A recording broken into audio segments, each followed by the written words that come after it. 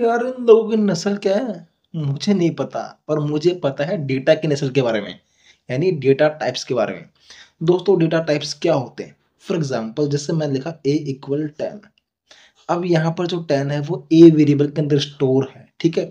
यानी डेटा तो स्टोर है, पर किस प्रकार का डेटा स्टोर है, डेटा टाइप्स क्या है, तो मुझे नहीं पता। तो यहाँ पर है 10। 10 क्या होता है? किसी का नाम है, कोई नंबर है, क्या है? ये है एक नंबर जो कि इंटीजर नंबर है, तो मैं इसके आगे लगाऊंगा इंट। मतलब ए जो मेरा वेरिएबल है ना, उसके आगे इंट लगाया ताकि मैंने बता दिया कि भाई तेरा टाइप इंटीजर है, तो इंटीजर नंबर लेगा स्टोर, ठीक है। अब फॉर एग्जांपल जैसे मैंने लिखा यहाँ पर एज। अब किसी की एज 18.5 है, तो यानी एज तो मेरा वेरिएबल हो गया, बट एज किस टाइप का डेटा स्टोर कर रहा है?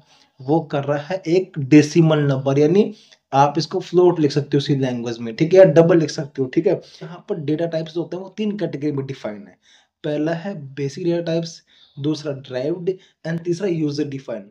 बेसिक में आते हैं basically integer, float, double, char, bool, void. And derived के अंदर आते हैं array, pointer, functions. And user define में आते हैं जो कि हम खुद से डिफाइन करते हैं, यूनियन, स्ट्रक्चर, इनम। अब ये डेटा टाइप्स तो हो गए, बट भाई साहब ये साइज भी लेता है, ये आपकी मेमोरी को चूसते भी हैं। कैसे? फॉर एग्जांपल जैसे इंट, अगर आपने एक इंटीजर वेरिएबल डिफाइन किया, जैसे मैंने यहाँ पर इंटीजर वेरिएबल डिफाइन किया a इक्वल 10, यानी इसका मतलब है कि इसने आपकी मेमोरी को 4 बाइट चूसा है, यानी 4 बाइट स्पेस खाया है इसने, यहाँ पर 4 बाइट है, ठीक है। ऐसे डबल के अंदर 8 बाइट होता है, कैर के अंदर 1 बाइट होता है, ऐसे ड्राइव्ड में तो ये आपके पास पूरी सीट मेंटेन है, ठीक है। तो इस प्रकार जो है वो डेटा टाइप्स काम करते हैं, समझे? बिल्कुल आसान है, सब आसान है, कोडिंग आसान है, बस एक चीज डिफिकल्ट है। साला ये दुख का खत्म नहीं होता बे।